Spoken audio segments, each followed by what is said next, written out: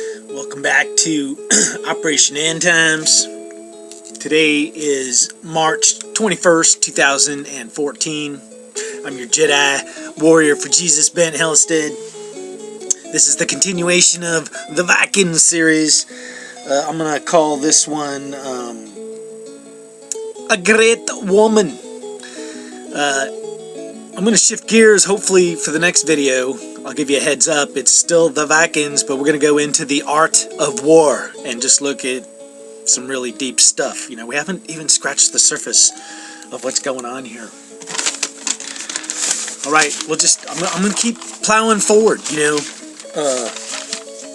because the stuff's stacking up, so I just got to keep pumping it on out, you know. We had these maps, you know, like this was kind of like the land of Israel, the blondness either coming down from Mount Hermon or going on up, but it migrated up around the Black Sea. And then you got this map, you know, you can see the blondness tripping on up to the Baltic Sea area, you know, countries like Norway, Denmark. You know, all this stuff's in play right now, you know, because Crimea is right here, and Russia wants to reclaim all these countries that had all the blondness in it. So, you know, it was Norway that gave Obama the Nobel Peace Prize. All of it, you know, if you start at Jerusalem, you go northward, and you come to the Galilee. You go northward, you come to Mount Hermon and Damascus and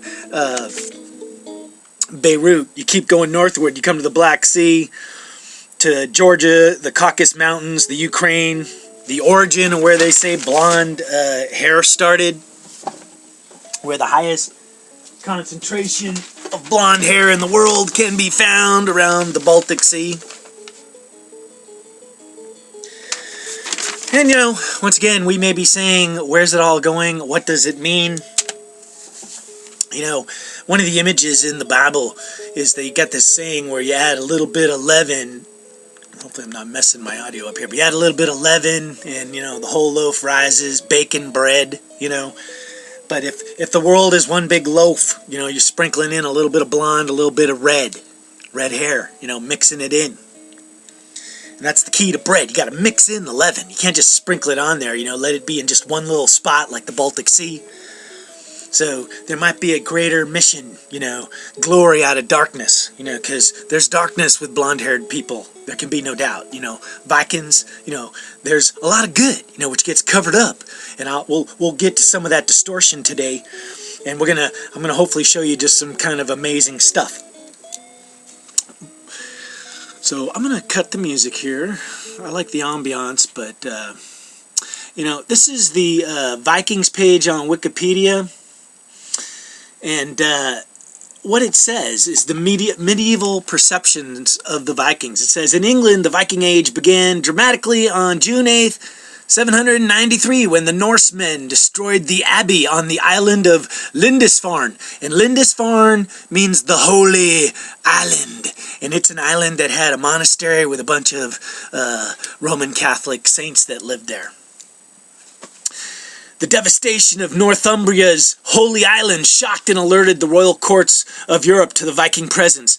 Never before has such an atrocity been seen, declared the Northumbrian scholar Alcuin of York. More than any other single event, the attack on Lindisfarne demonized the perception of Vikings for the next 12 centuries, 1,200 years.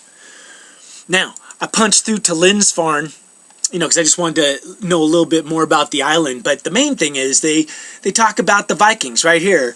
And this is on the page for Lindisfarne, the island, the Holy Island of England.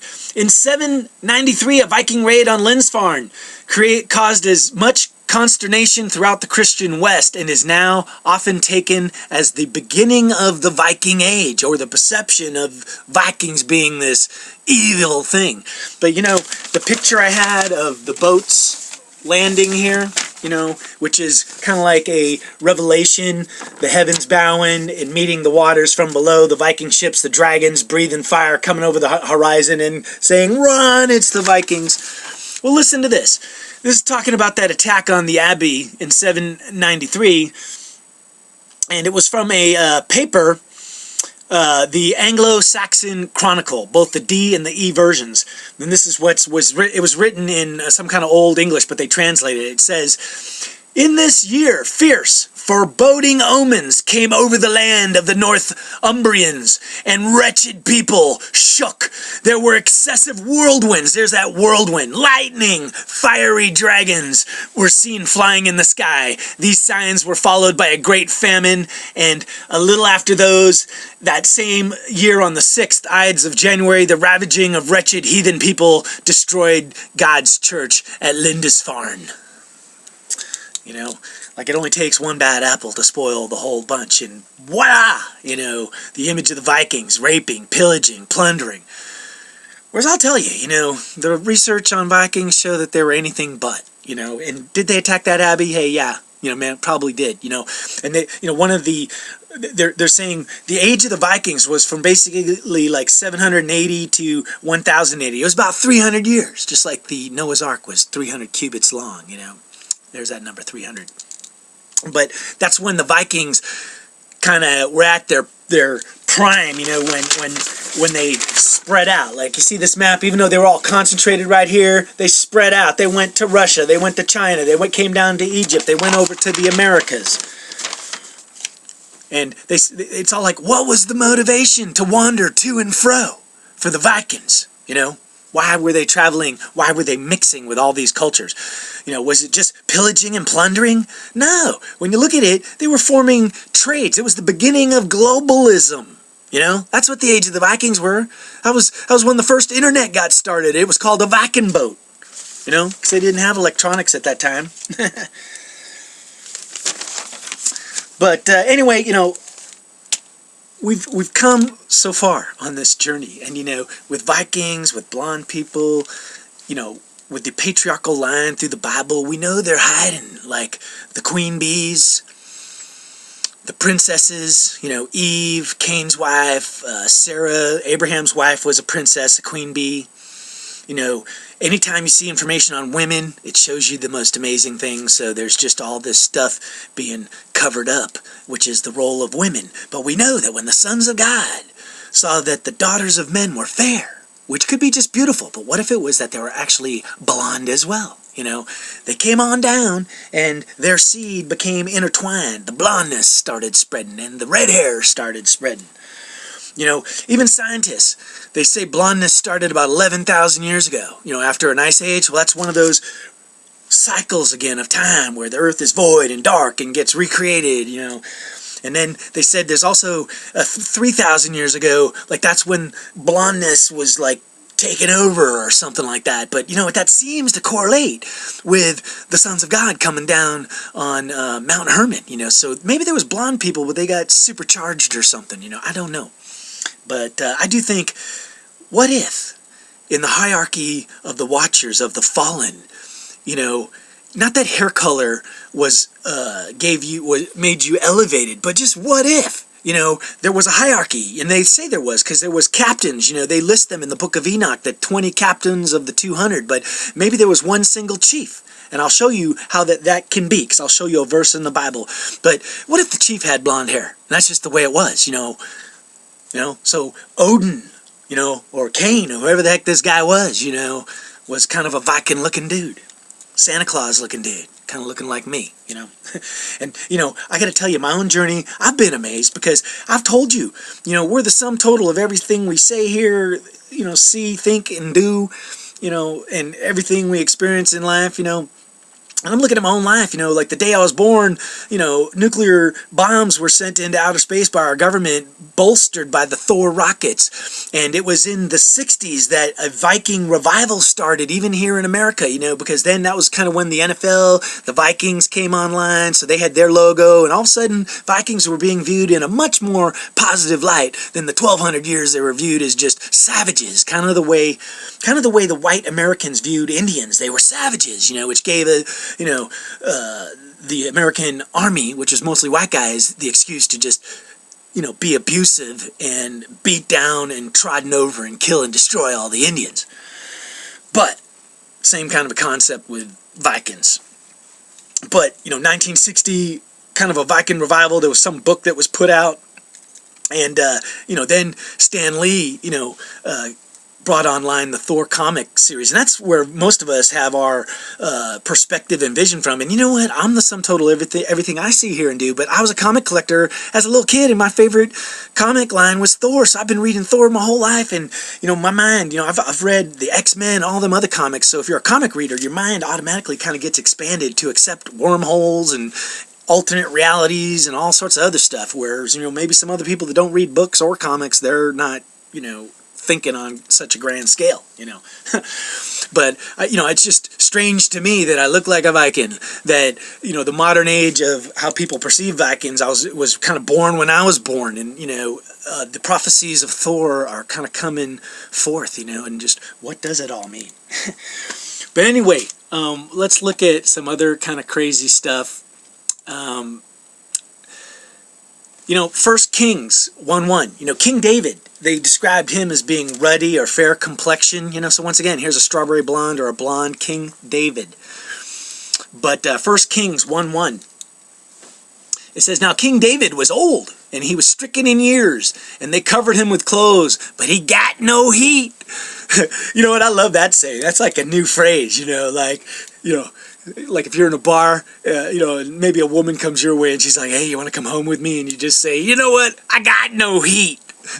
But because what that phrase means, I got no heat. It could be that he couldn't generate his own body warmth, but it really means he couldn't get it up no more. And back then they didn't have viagra, so King David got no heat. So anyway, wherefore his servant said unto him, let there be sought for my lord the king a young virgin, and let her stand before the king, and let her cherish him, and let her lie in thy bosom, that the lord the king may get the heat. Yea. So they sought for him a fair damsel throughout all the coasts of Israel. There's that word fair. Were they looking for a blonde woman, blonde, blue-eyed? And they found Abishag, a Shunammite, and brought her to the king. And that's about as far as we need to go, because Abishag means my father is a wanderer. And the wanderers were the Phoenicians and the people in the land of Canaan. And, Abishag comes from the roots of H1, which means, her father was a wanderer, he was a chief, he was a prince, and from H7686, Shaga, which means the deceiver, to go astray, kind of like Cain or the devil wandering to and fro. So there's a negativity with a wanderer, as much as there's positivity, there's negativity. But anyway, right there, information about a woman, this beautiful fair woman that they're bringing to King David because he got no heat, and he bore a child, I think, through her. But anyway, just following the trial there, Abishag's mentioned 5 and 5 times. Japheth, means to be bright. It's mentioned 8 and 8 times. That's that word fair. That's the root of the word Yaphe, which is H3303, to be fair, to be beautiful, to be handsome. But comes from the root, H3302, Yafa, which means to be bright, to shine, a miracle. And it's mentioned 8 and 8 times. The Shunammite is mentioned 8 and 8 times, H7767, Shunammite. It's the double resting place from the root, 7766, Shunem.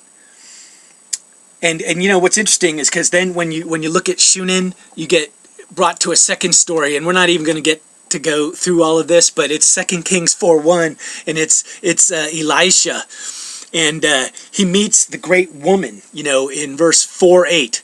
What it was is this woman had no money. Her and her son, Elisha, did this miracle where all these vessels were filled with oil, and it's once again pointing to what's unfolding, my friends, is the oil coming through the golden pipes. But 2 Kings 4, he already did the miracle of the oil, but they're talking about the day it happened. 2 Kings 4:8, and it fell on the day that Elisha passed to Shunem, which is where this beautiful woman that they got for King David, who got no heat, they got this woman, Abishag, for him, but the same, there's a great woman that lives there. It says, on that day Elisha passed Shunem, and where there was a great woman, and she constrained him to eat bread. And so it was that as oft as he passed by, he turned thither to eat bread from the woman. And the woman eventually talks to Elisha, and he's all about doing something for her, and he ends up giving her a son who ends up dying in her bosom at noon. And I'm telling you, the midnight hour,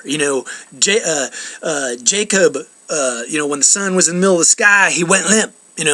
But her son died, and ultimately Elisha brought him back to life by stretching out on him. But if you follow, we're almost out of time here. You know what? I'm just going to go ahead and wrap it. We'll pick up where we left off with Elisha, but once again, it's this great woman. You'll find out. Vikings, Jesus, women are treated on an equal level, and there can even be great women, whereas the contrary is the male egotistical church or religions where the woman is in bondage. All right, this is Operation End Time.